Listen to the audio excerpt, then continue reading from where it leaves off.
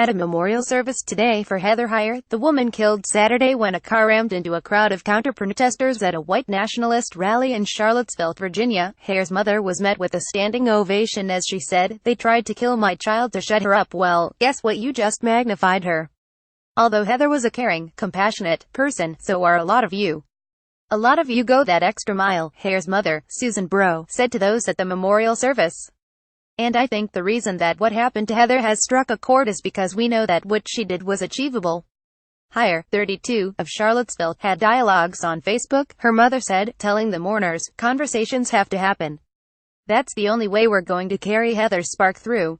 Slideshow. Charlottesville community remembers Heather Heyer at memorial service. "Find what's wrong, don't ignore it, don't look the other way," Bro said. "Say to yourself, what can I do to make a difference, and that's how you're going to make my child's death worthwhile.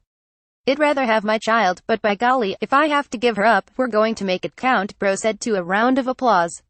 "I want this to spread, I don't want this to die," she said. "This is just the beginning of Heather's legacy." Heyer's memorial was held this morning at Charlottesville's Paramount Theater. Virginia Gov. Terry McAuliffe and Sen. Tim Kaine, DVA, were among the over 1,000 attendees. "You never think you're going to bury your child," Bro said at the service, adding that a public memorial is what her daughter would have wanted. "She had to have the world involved because that's my child," Bro said. "Always has been." Evan Butcher. Cynthia Sullivan of Charlottesville, VA, stands in line for a memorial service for Heather Heyer, who was killed during a white nationalist rally, August 16, 2017, in Charlottesville, VA. Heyer's grandfather, Elwood Schrader, said at the service, "She showed her passion at an early age. As a child, when Heyer would return home from school, she was animated as she explained her day," Schrader recounted.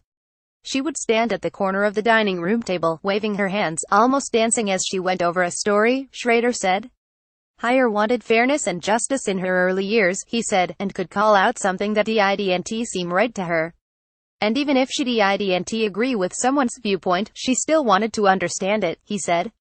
Charlottesville attack suspect denied bail. Charlottesville victim always defended what she believed in. Mother says Heyer, who worked as a paralegal, had that desire for justice throughout her life, Schrader said, adding, "How ironic that she ended up in a law office. She realized we all need forgiveness and we all must extend forgiveness," he said. "As we think about her today, we're very proud of her." Schrader also expressed his appreciation for the community's support at this time. Heyer's father, Mark Heyer, gave an emotional speech, saying, "No father should have to do this. She wanted equality," he said, "and in this issue of the day of her passing, she wanted to put down hate. And for my part, we just need to stop all this stuff and just forgive each other." Slideshow. White nationalists and counter-protesters clash in Charlottesville. "I came here today and I was overwhelmed," he said. "I was overwhelmed at the rainbow of colors in this room. That's how Heather was. It didn't matter who you were or where you were from. If she loved you, that was it. You were stuck. So for that, I'm truly proud of my daughter." The Saturday crash that killed Heather Heyer took place at a Unite the Right rally spurred by Charlottesville's plan to remove a Confederate statue from a local park.